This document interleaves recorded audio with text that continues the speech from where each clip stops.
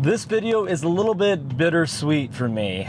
I haven't done a drive. If you've been following my channel for the last 4 or 5 years, we used to do drives weekly, testing a full self-drive, all of that.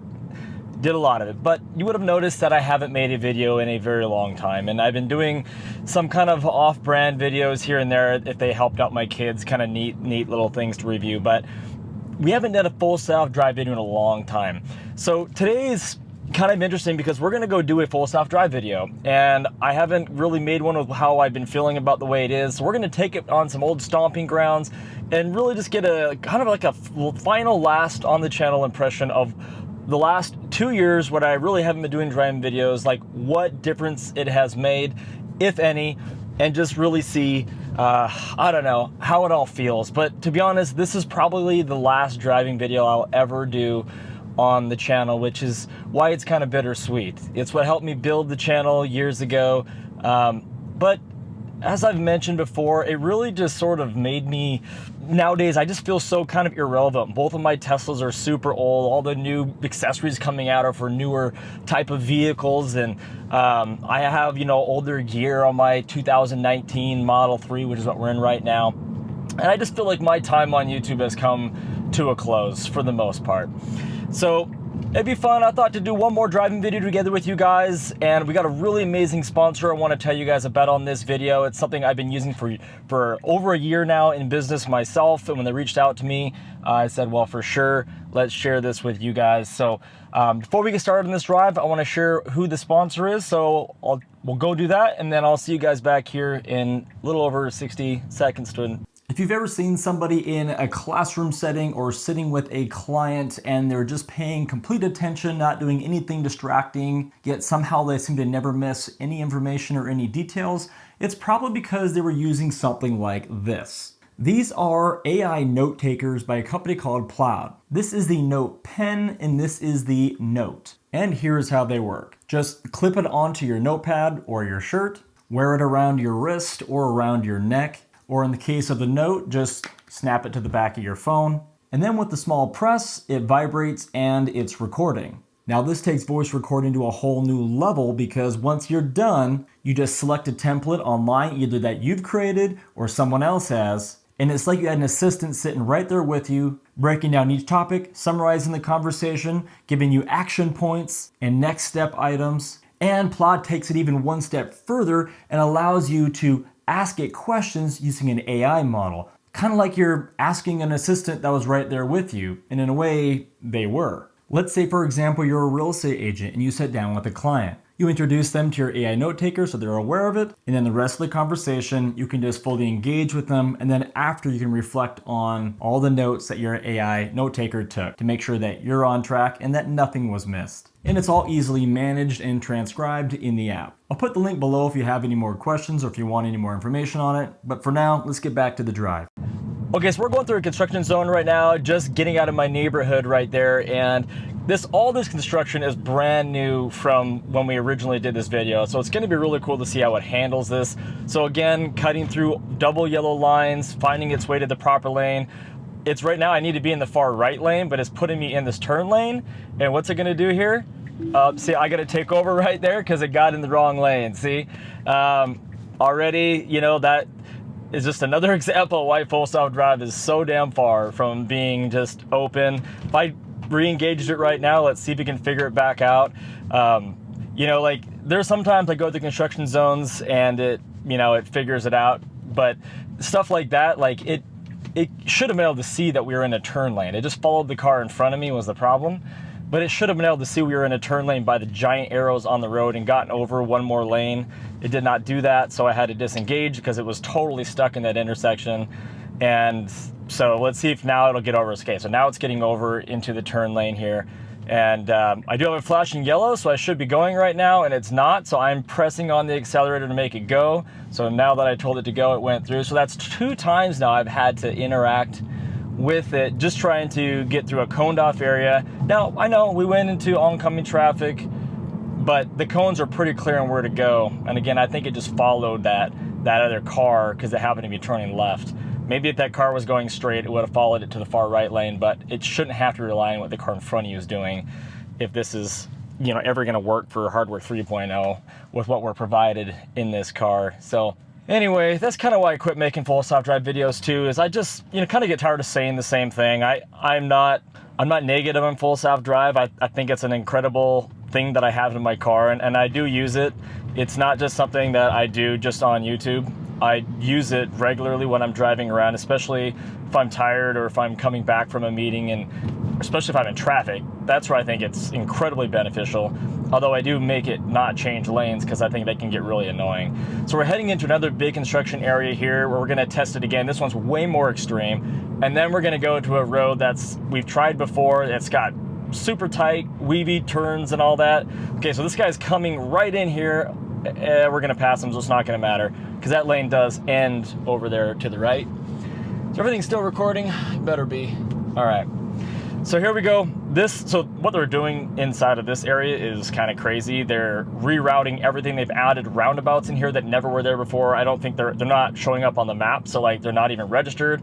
So let's see what kind of interaction I have to do. There's a flagger with a slow sign there. Let's see if it keeps me away too from the curb. So we're gonna go around. Okay, right blinker came on there. Didn't need that. But again, it's figuring this out on its own because it doesn't know there's supposed to be a roundabout here, but it did read it. So,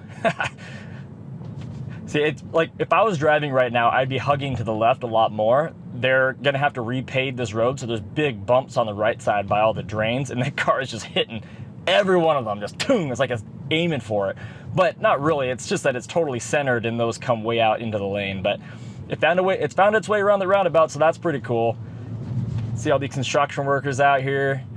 Oh my gosh, I'm hitting every single bump. I don't know how you could ever expect full self-drive to not do that. So sort of kind of away from those people, that was nice. A little extra protection there. Yeah, it's handling this just fine. It used to be a lot more complex. We used to kind of swerve through all left and right across this road, but now we're kind of staying just on the right side here. But yeah, I don't know. Every time I do these drives, I try to compare it to the way that I would normally drive, but in a lot of ways that's not really fair either, because just because I drive a certain way doesn't mean that's the safest way or the best way. That's one thing that's kind of hard to remember when you're doing these things. Okay, here's another roundabout, also not on the map, but it's gonna figure it out. No blinker this time, so it's just gonna follow what it's reading here. Big old tractors on the side. Heck yeah, see, that did that way better. It's really too bad that it didn't figure out, oh, don't hit that bump. Okay, barely missed it. Oh, here's a big one. Gosh. So like speed bumps, it doesn't have a problem with, but that was just in the very center of the road, not across the whole lane. That was brutal. But anyway, so I'm curious though, like here we are. I don't even know what software update we're on right now. We've had so many of them come through, and I haven't really paid that close attention because I haven't been doing drives. So my car it says okay, well how do I know? Oh, software. So they've even changed a lot of this since I did this with you guys. So I'm on 26.7, 2025.26.7, or version 12.6.4 is what version I'm on. And I don't even know, are you guys like way beyond that? I haven't seen in 3 years, I haven't even watched a single full self-driving video on YouTube.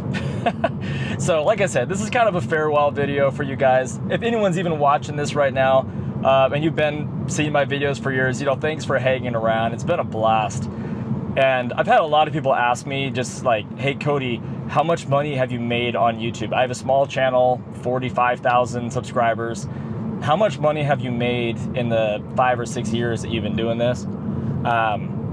And I never really wanted to talk about it before because that wasn't really what my channel was about. But because I'm basically shutting the channel down going forward, at least not uploading any new videos in the foreseeable future, maybe I'll post a video on that. Just say if people are really curious, let me know in the comments if that matters. But I know I'm kind of curious about that kind of thing. But I will tell you this, YouTube does not pay you crap. So if you're like sitting there and you're like, oh, I want to start a YouTube channel and do drive videos for Tesla. When I started doing this, my videos used to get like 20, 30, 40,000 views per drive. There was like 3 of us doing it. Now, like, I think something like 7 billion people have started channels doing it, which is a big reason why I quit doing it. It's just not, YouTube just doesn't pay you. It's not worth it. You could devote 6, 7 hours to a video and make $110. I mean, like, or $30 or $15, like nothing. It's terrible ROI. It's the sponsorships that actually make it worthwhile. If it wasn't for them, you just wouldn't do it. That's why, like this video, some of you guys might have skipped through and not watched it. That's totally fine, of course. But the reason why we accept sponsorships and work with them is because A, they're pretty cool products most of the time, but also because that's what makes this worth it sometimes. But I've just gotten to the point in my career with my family and all where it's just not, and I just don't enjoy it like I used to. It's about the money now, and it never used to be, and which is why I wanna back off, because I'm not enjoying it. So anyway, I'm gonna get back on with you guys when we get to the next challenge. Oh wait, the car's decided to go in the open lane here. That was a pretty cool thing. I'm glad I didn't turn the cameras off right there, because that was cool. We were stopped in that lane, and then it just decided it was going to go in the one that was more open. I've never seen Full Self-Drive do that. That's something that's definitely changed since I've done a drive video or really spent much time paying attention to what Full Self-Drive was doing. Let's see what it does here now, though, because this lane does end. Oh, we got a red light. We'll see after the red light. But that was kind of cool to see Full Self-Drive almost like thinking. You can just kind of picture yourself there going, oh, you know what? That lane's open. I'm going to go over there. And that's, you know, what it did. All right, green light here, and again, we are the ones that have to get over, so let's see how it handles finding its way in. I like how it zooms way out here so you can kind of see the car. This guy beside me does not want to let me in, but he's going to back off at the last second. So it does turn his blinker on, which is pretty cool. That's actually a nice change. I used to never get a blinker there. You would just sort of, it would just see that the lane was now merging into one. It would just sort of merge over. I like that it put the blinker on, even though it's not 100% maybe necessary. I'm gonna flick the max up for my speed a little bit here. I guess I max 45. There we go. It's just 5 over on this here. So if I'm ever flicking this right here, it's just adjusting the speed. But I'm gonna tell you guys, if I ever have to actually do something that messes with Full Self-Drive itself, I'm gonna go give it a little bit more speed, keep up with the traffic. So where we're going here now, we're going to be turning right. We're going to have to get in a turn lane up here, and then it's going to basically turn on this really windy road. And just one final test on this. Again, this whole testing Full Self-Drive only really works if you're driving like the same road, so you can see. Well, it used to fail here before, but it's it's not now. So yeah, we're going to cut up here, go into this neighborhood, and see how she handles it. So we're going to stop here at this red light. Okay, it's gonna turn green, but it should have gone on red there. It is allowed. I guess one thing I'm gonna miss, and that I do kind of miss about these drive videos, is all the you just talk to yourself for 15 minutes straight. It's kind of weird. But all right, so it's taking me a different direction that I thought we were going to go on this. So I'm gonna just take a look and see. Okay, we're gonna go actually a more challenging route to get up there. So there's a hard right up here, and then it's gonna wind us to this neighborhood. And this neighborhood's pretty darn nice. Like, it's a nice, very nice neighborhood, and one that I always thought that I might move into someday if I ever decided to move out of the one I'm in. But the homes are just a little bit older, but around our house there's like nothing with property. So these are one of like last neighborhood around when you get like an acre and then also a nice home on it. So turn up here, so it's making this turn well. Very smooth, very, very smooth. And there's a steep hill. Like, I always thought if it ever snowed, coming down this hill would be suicide. But the car is hesitant to go over 20 miles an hour because it can't see, but now that it can, it's gonna get up to speed here a little quicker. That's one thing about Full Self-Drive, but sometimes it fails, but it doesn't ever do anything, at least not to me, dangerous. It's always been over safe, if anything. So just winding through here, it is kind of going in the middle of the road a little bit, maybe not. It's just a really wide street. But yeah, what are you guys doing? What are you guys doing with the Full Self-Drive? Are you using it a lot? Anyway, this was just a nice little chance to get out, share with you guys a little bit about what Full Self-Drive's doing in my neck of the woods, and kind of say hi and bye to those of you guys who've been on the channel with me all these years. And anyway, it's been a blast. But thank you all for watching. And if I happen to see you in another video, I'll see you. If not, enjoy your life.